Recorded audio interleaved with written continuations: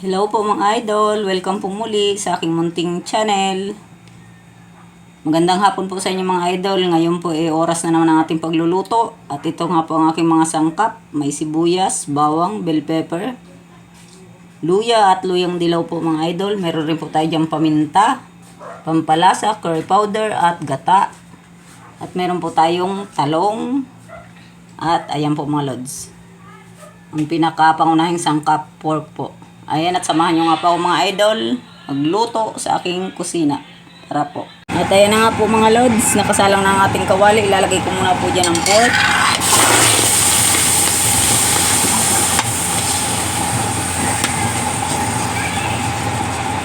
Dahil hindi naman po ito masyadong mataba,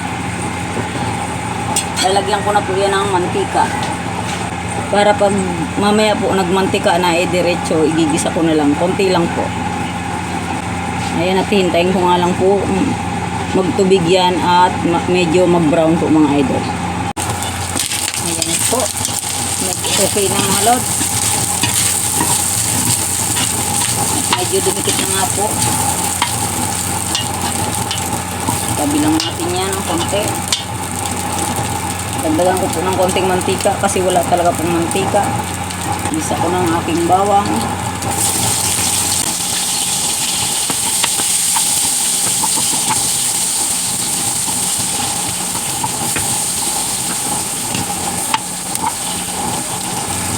Sunod ng sibuyas.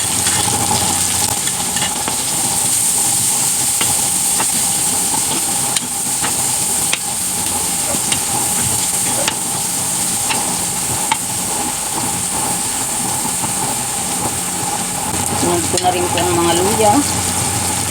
Sabay na yan.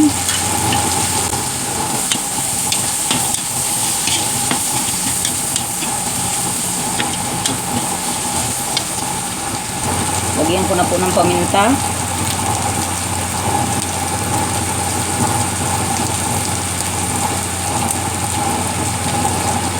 Lagyan ko na rin po ng curry powder. Kasi hindi na po, konti lang po. Kasi malasa na rin, lasang curry din po yung dilaw na luya.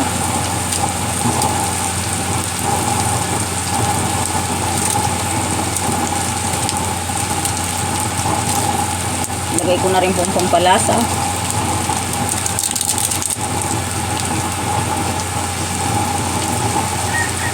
Lagyan ng konting patis.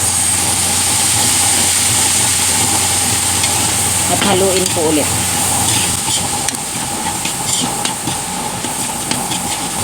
Medyo malambot na rin po yung pork nito mga idol.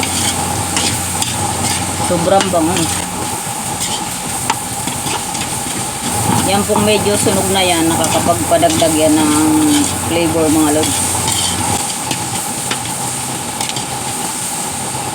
Tayin ko lang kung medyo umamoy pa ng bonggam-bongga yung ating mga luya.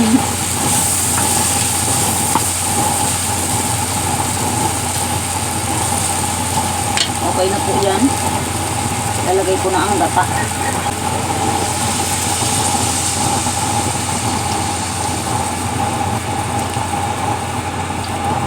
Isang maliit na nyug lang po ito mga idol. At isang piga lang rin. Pinatubigan ko lang ng konti sa palengke. Medyo haluin ko po para hindi mabuo ang kanyang gata. Pangit po pag nagbuo.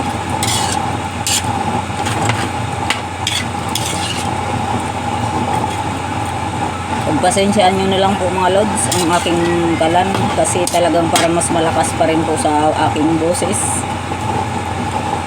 Yan, thank you po lagi.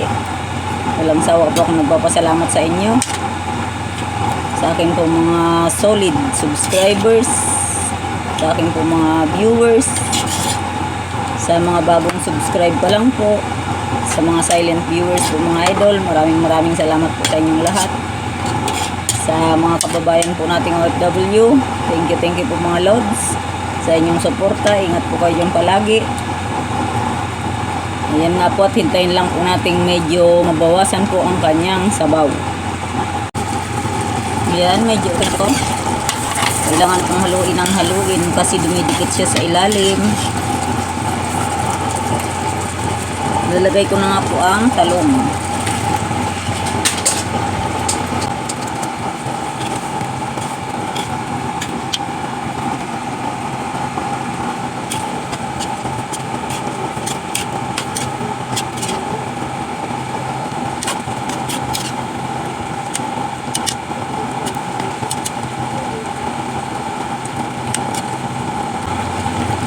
Tayin ko lang kung maluto yan.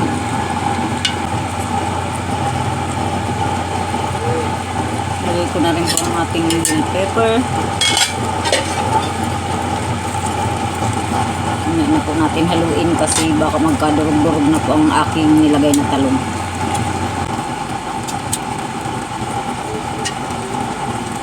Hindi na po ako nagtatakip mga lods. Ang bigat ng takip. Ang laki-laki. Yan, medyo luto na po ang kanyang talong. Haluin ulit natin kasi dumidikit. Yan, halos okay na po ito mga idol. Yung bango po talaga ng amoy. Tinikman ko na rin po ito. Saktong-sakto na ang lasa.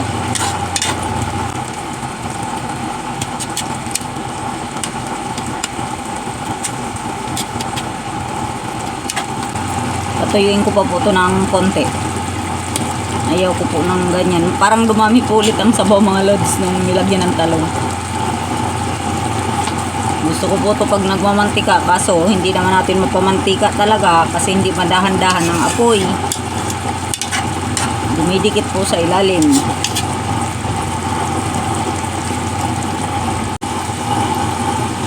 Ayan, at okay na nga po yan mga lods kasi hindi naman talaga po yan kayang patuyuin kasi tuyo na siya sa ilalim. Nandito na lang po sa panabi yung sabaw, didikit na po yan at masusunog. Ayan, hahanguin ko na po yung mga idol. Ayan, at nahango ko na nga po mga idol ang aking nalutong pork curry po yan mga lods. Ayan na nga po at sasandukin ko na mga idol para po maihanda na rin sa hapunan. Para po sa ating hapunan kasi nandito na rin po ang aking mister. Muli po mga lods, thank you po sa inyong lahat. Palagi sa suporta sa aking munting channel. Ingat-ingat lang po tayo palagi mga idol. At ayan na nga po, okay na po yan. Kain po tayo mga idol. Magandang gabi po muli sa inyong lahat. God bless us all po.